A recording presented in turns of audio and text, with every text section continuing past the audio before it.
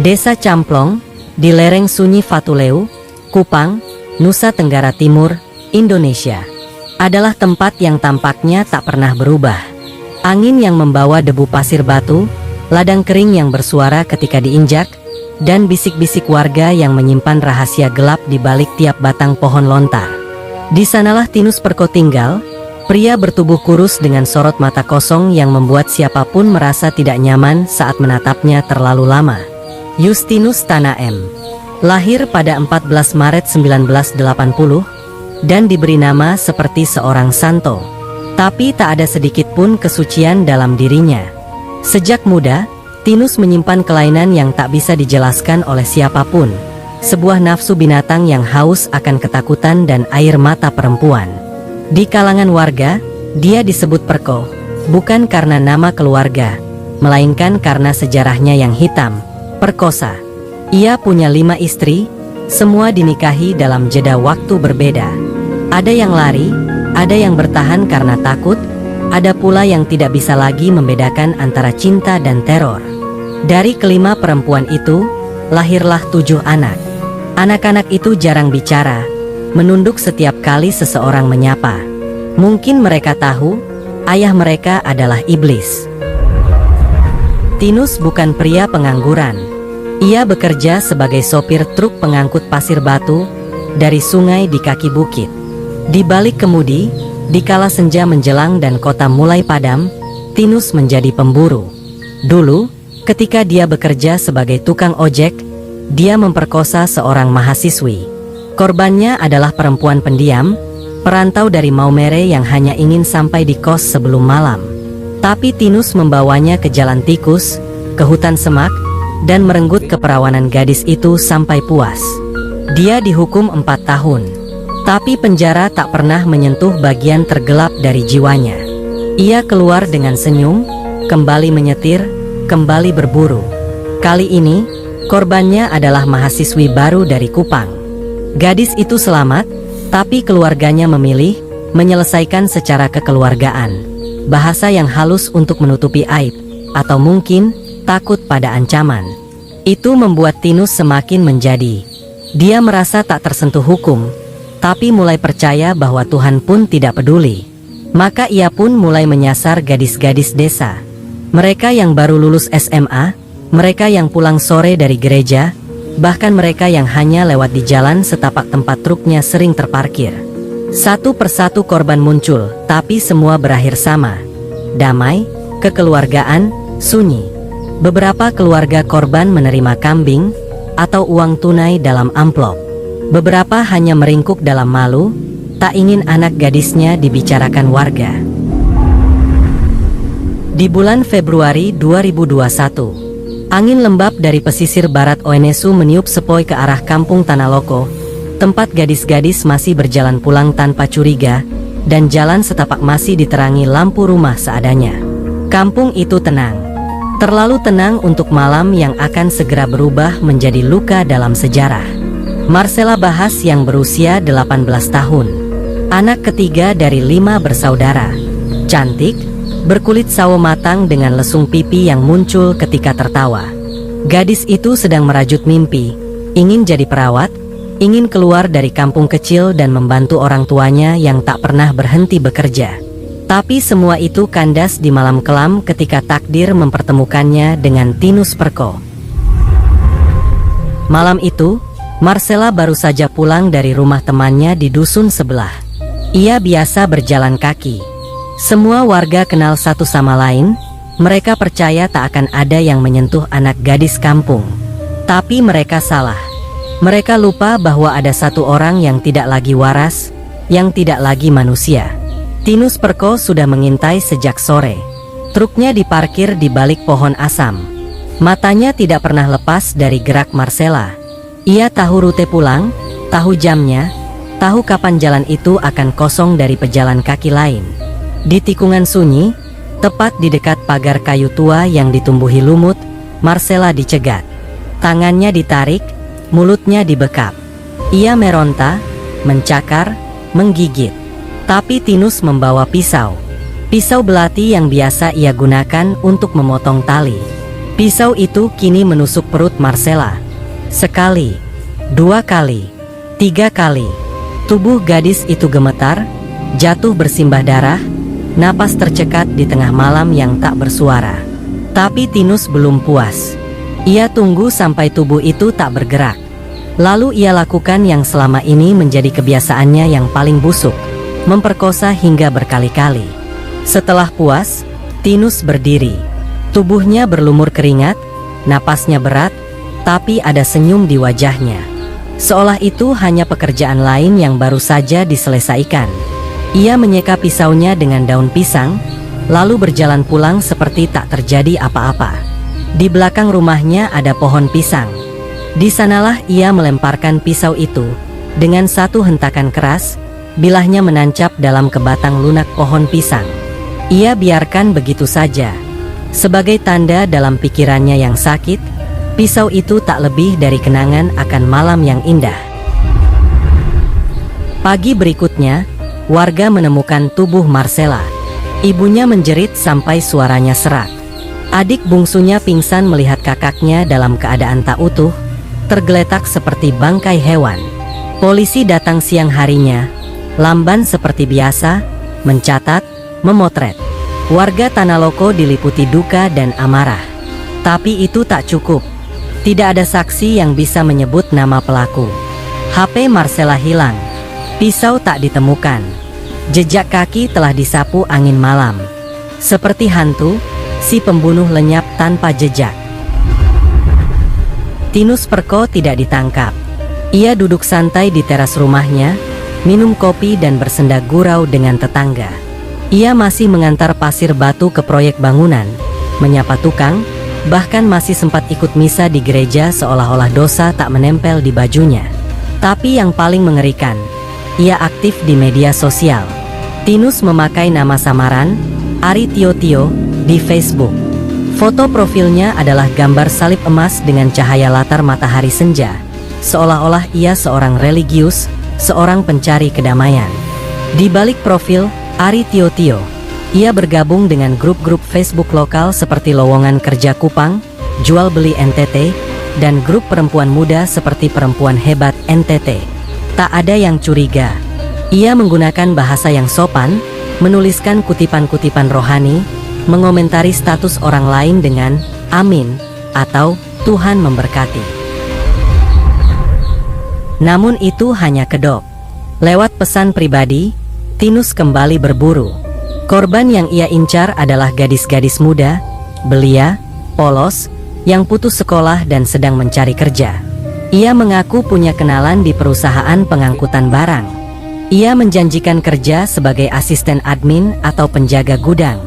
Ia meminta foto KTP, lalu mulai bertanya, "Kamu tinggal sendiri? Kos atau rumah? Kamu cantik?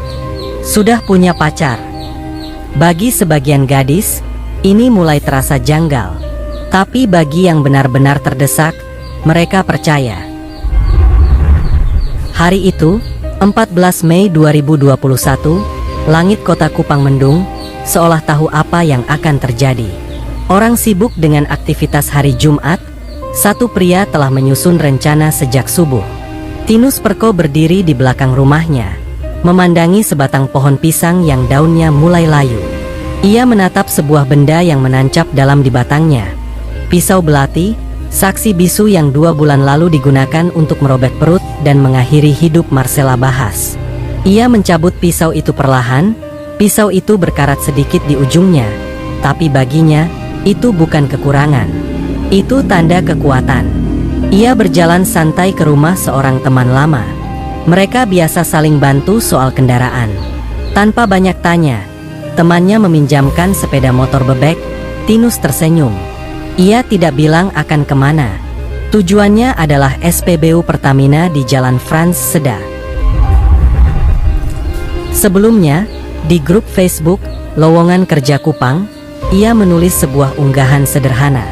Dicari tenaga kerja wanita, jaga gudang alat bangunan, gaji 1.500.000 per bulan, tempat tinggal disediakan. Sederhana, tanpa logo, tanpa detail. tapi langsung mendapat puluhan komentar dan pesan masuk. Nani Welkis, gadis 18 tahun dari desa Noelmina, Takari, Kupang. Baru lulus SMK. Ayahnya nelayan, ibunya pedagang kecil. Nani ingin bantu orang tuanya. Tawaran itu datang seperti berkat. Mereka bertukar pesan. Tinus, sebagai Ari Tio-Tio, sopan dan religius. Ia bilang tempat kerja ada di gudang dekat Pelabuhan Tenau, dan akan langsung kontrak hari itu juga. Mereka janjian bertemu di SPBU Pertamina, Jalan Frans Seda Kupang, pukul 11 siang. Lewat layar ponselnya, Tinus Perko mengamati mangsanya. Seorang gadis muda berdiri di tepi SPBU, memegang map merah, matanya gelisah tapi penuh harap. Ia menghampirinya perlahan, menyembunyikan kebusukan di balik senyum palsu. "Saya Aritio," ucapnya lembut, seolah tak membawa niat jahat. Gadis itu mengangguk polos. Ia tak tahu bahwa lelaki kurus di hadapannya bukan penolong, tapi pemangsa. Tinus mengajaknya naik motor, dan Nani menurut. Ia percaya pada tawaran kerja, percaya pada senyum, percaya pada dunia. Motor itu melaju, perlahan meninggalkan jalan utama, menjauh dari keramaian. Dan di balik punggung lelaki itu, maut menunggu dalam senyap. Sepeda motor melaju membelah terik Kupang. Saat memasuki kawasan sunyi di Batakte, Tinus Perko yang menyamar sebagai Aritio bersuara pelan. "Kita mampir sebentar ya, ambil ijazah anak teman saya." Nani hanya mengangguk. Ia belum curiga.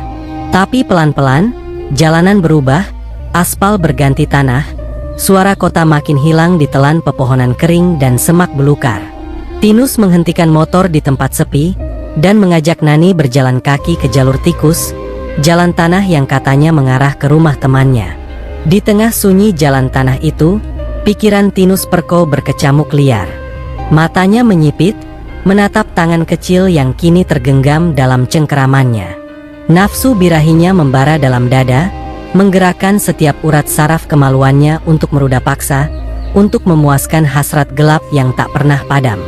Di kepalanya, bayangan-bayangan kelam berkeliaran. Ia membayangkan tubuh gadis itu, lemah, tak berdaya, di bawah kuasanya. Setiap sentuhan, setiap desahan, akan menjadi miliknya. Suara halusnya berbisik, licik, menipu, "Kita mesraan sebentar, sebelum jalan lagi." Namun di balik kata-kata itu, tersembunyi ancaman. Nafsu bejatnya bukan sekadar nafsu biasa. Ini adalah kekuatan gelap yang telah menguasainya bertahun-tahun. Ketika Nani menolak, suaranya bergetar, "Saya kesini mau kerja, Om." Itu membuat nafsu birahi Tinus makin menyala. Ia mulai menarik tubuh gadis itu. Nani melawan. Ia berusaha mendorong, melepaskan genggaman kotor itu. Tapi gerakannya dibalas cepat. Tinus mengeluarkan pisau belati, senjata yang sudah mencicipi darah sebelumnya. "Kalau kau tidak mau, saya tikam kau sekarang juga." Ketegangan meledak. Mereka terlibat perebutan pisau. Nani menangkis dengan sekuat tenaga. Dalam kepanikan, ia sempat berlari beberapa langkah. Tapi tangan itu, tangan predator, kembali mencengkeram lengannya. Ia ditarik ke tanah, tubuhnya terguling, dan dalam sekejap, pisau itu menghujam lehernya. 1, 2, 3 tikaman, lalu sunyi. Nani terbaring dengan mata terbuka, menatap langit Kupang yang biru dan tak peduli. Darah meresap ke tanah yang kering. Ia datang membawa harapan, dan pergi dalam senyap, dikhianati oleh janji palsu, dibunuh oleh sosok yang menyamar sebagai penyelamat. Namun Tinus Perko belum puas. Dengan nafsu binatang yang telah menggerogoti akalnya, ia membuka pakaian korban yang sudah tak bernyawa. Di tengah rerumputan liar dan tanah becek berlumur darah, ia memperkosa jenazah Nani, seolah nyawa bukan lagi hal yang berarti. Bagi Tinus, tubuh itu hanya wadah yang bisa ia paksa tunduk, meski ruhnya telah pergi. Selesai menuntaskan kebiadabannya, ia berdiri. Nafasnya terengah. Ia tak melihat tubuh di depannya sebagai manusia. Ia melihatnya sebagai barang yang telah selesai digunakan. Dengan tenang, ia mengambil ponsel korban dan selembar uang 100.000 dari saku bajunya. Itu saja. Tidak ada rasa bersalah. Tidak ada penyesalan. Saat ia mengendarai motor, ponsel Nani berdering. Sebuah nama muncul di layar. Mungkin ayahnya. Mungkin kakaknya. Mungkin seseorang yang berharap Nani selamat. Tinus mengangkatnya. Suaranya tetap tenang. Nani sedang naik kapal ke Flores. Dia titip salam. Lalu klik. Ia matikan telepon. Satu kebohongan menutup jejak sekejap. Setiba di rumah, pisau yang 2 kali mencabut nyawa gadis muda kembali ia tancapkan di batang pohon pisang di belakang rumah. Pisau itu berdiri tegak di sana, diam, menyimpan bau anyir darah yang belum mengering. Tinus masuk ke rumah. Duduk, makan, ngopi, seolah tak terjadi apa-apa. Sejak sore 14 Mei 2021, ponsel Nani tak bisa dihubungi. Pesan hanya centang 1. Panggilan tak dijawab. Kakaknya mencoba tenang, mungkin baterai habis, mungkin sibuk. Tapi waktu terus berjalan. Malam berlalu. Esok datang. Nani tak juga pulang. Di Noelmina, ayah dan ibu mulai gelisah. Sang ibu duduk diam di depan rumah, menatap gelap. "Kenapa anakku belum ada kabar?" bisiknya. Tanggal 15 Mei, tetap sunyi. Semua teman dihubungi, tak satu pun tahu. Akhirnya, 16 Mei 2021, sang kakak melapor ke polisi. Sementara itu, Tinus Perko masih diam. Masih makan. Masih ngopi. Masih hidup seperti biasa. Senin pagi, 17 Mei 2021. Matahari baru saja menyembul dari balik perbukitan Batakte, menyinari lembah-lembah sunyi yang jarang dijamah manusia. 2 orang petugas tiba di sebuah kawasan sepi milik PT Dwi Mukti Graha Elektrindo, hendak melakukan pengukuran dan pemetaan lahan. Mereka tak menyangka, pagi itu akan berubah menjadi mimpi buruk yang tak akan mereka lupakan seumur hidup. Langkah mereka terhenti di tengah belukar. Bau busuk menusuk hidung. Bau daging membusuk, yang tak bisa disamakan dengan bangkai binatang biasa. Lalu mata mereka menangkap satu jasad perempuan, tergeletak tak bernyawa, membusuk dalam diam. Kulitnya mulai membiru. Rambutnya kusut menempel di tanah. Rahang menganga, seolah masih ingin menjerit, tapi sudah terlambat. Petugas itu gemetar. Salah satunya muntah di tempat. Yang lain langsung menghubungi aparat. Polisi datang tak lama kemudian, membungkus tubuh yang sudah tak utuh itu dan membawanya ke RS Bayangkara. Satu demi satu, tanda-tanda mulai muncul. Potongan pakaian, gelang tipis di tangan kiri, dan akhirnya, dari hasil forensik identitasnya terungkap. Juliana Apriani, nama kecilnya, Nani Welkis. Anak keempat dari 8 bersaudara yang pamit mencari kerja dan tak pernah pulang. Pihak keluarga dihubungi. Ketika mereka tiba di rumah sakit, air mata tak bisa ditahan. Ibunya roboh di lantai kamar jenazah, kakaknya menjerit, memeluk tubuh kaku yang sudah tak bisa bicara. Dari susunan gigi dan bentuk hidung yang masih bisa dikenali, mereka tahu, itu Nani. Berita itu meledak seperti bom. Penemuan jasad Nani Welkis, yang ditemukan membusuk di antara semak belukar Batakte, segera viral. Foto TKP yang buram, kabar singkat penuh duka, dan nama, Nani, memenuhi lini masa media sosial. Di grup Facebook lowongan kerja Kupa, tempat terakhir Nani mendapat tawaran kerja, banyak orang mulai bicara. Pesan peringatan disebar, hati-hati, perempuan muda, jangan mudah percaya dengan tawaran kerja di Facebook. Jangan jadi korban berikutnya. Namun yang paling mengerikan bukanlah peringatan itu. Yang paling mengerikan adalah, Tinus Perko, sang pembunuh, masih ada di dalam grup itu. Dengan akun palsunya, Ari Tio, dia ikut membalas komentar, menyamar sebagai orang peduli. Senyumnya dingin di balik layar, sementara dunia sedang menangisi kematian yang dia ciptakan. Sementara itu, polisi bergerak cepat. Mereka memeriksa CCTV di SPBU Jalan Franseda, tempat terakhir Nani terlihat hidup. Dalam rekaman itu, jelas terlihat seorang pria, kurus, memakai topi lusuh, menjemput Nani dengan sepeda motor. Pihak keluarga memberi satu petunjuk penting. Nani sempat berkomunikasi lewat Facebook dan HP dengan seseorang bernama Aritio. Polisi pun melakukan cloning CDR nomor HP milik Nani. Dari situ, satu demi satu simpul terurai, nama Justinus Tanah M alias Tinus Perko muncul. Sinyal nomor HP itu tertangkap, dan hanya dalam waktu 3 hari, Tinus ditangkap bersama barang bukti, HP milik Nani. Saat diinterogasi, wajahnya datar. Tak ada tangis, tak ada gemetar. Hanya satu kalimat lirih yang keluar. Beta yang bunuh, beta yang tikam, beta juga yang perkosa dia. Lalu seperti mengorek luka lama, Tinus mengaku, 2 bulan sebelumnya, pada Februari 2021, dia juga membunuh dan memperkosa seorang gadis muda. Namanya Marcella, yang tubuhnya juga dibuang dan dilupakan. Senin, 31 Januari 2022. Hari itu, langit Kupang mendung. Namun yang lebih mendung adalah layar kecil yang menyambungkan Pengadilan Negeri Oelamasi dengan rutan kelas 2B Kupang. Di sana, muncul sosok itu, Justinus Tanah M alias Tinus Perko. Pria yang dulu berselancar bebas di Facebook, mencari mangsa dengan wajah sok ramah dan nama palsu. Kini, duduk diam dalam baju tahanan hitam berlis oranye, rambutnya pendek, wajahnya sebagian tertutup masker biru. Dia tampak tenang seperti tak menyadari bahwa hari itu adalah hari penghakimannya.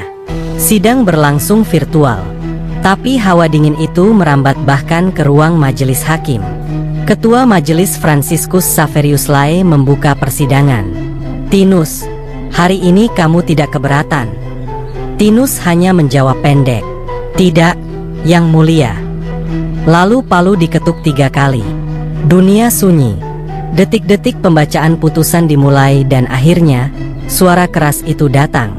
Menjatuhkan pidana penjara seumur hidup kepada terdakwa, Justinus Tanah M alias Tinus Perko, vonis yang lebih ringan dari tuntutan jaksa penuntut umum, yang sebelumnya menuntut hukuman mati.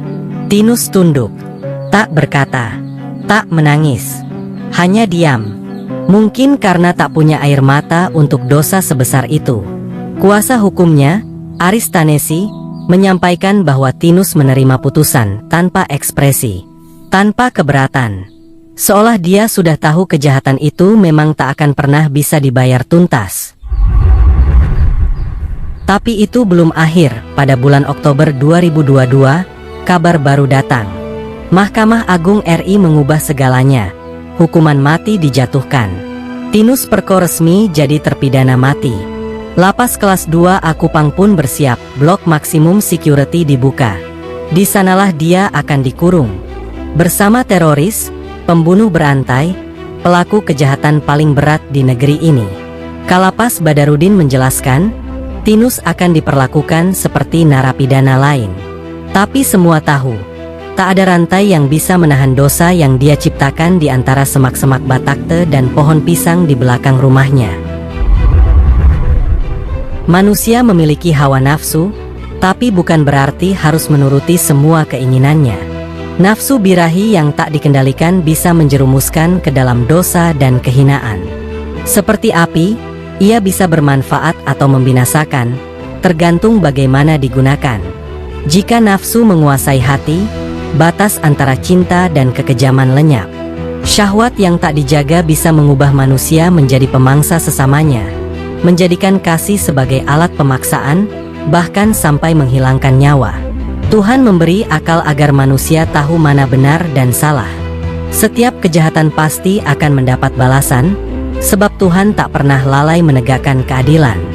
Jangan biarkan nafsu menguasai diri. Orang kuat adalah yang mampu menaklukkan nafsunya, bukan musuhnya. Didik hati dengan rasa takut kepada Tuhan dan malu kepada sesama. Jagalah pandangan, pikiran, dan langkah dari jalan maksiat. Satu langkah salah bisa menghancurkan hidup dan melukai banyak jiwa. Semoga kita diberi kekuatan untuk menjaga diri, kehormatan, dan tetap di jalan yang diridhai Tuhan.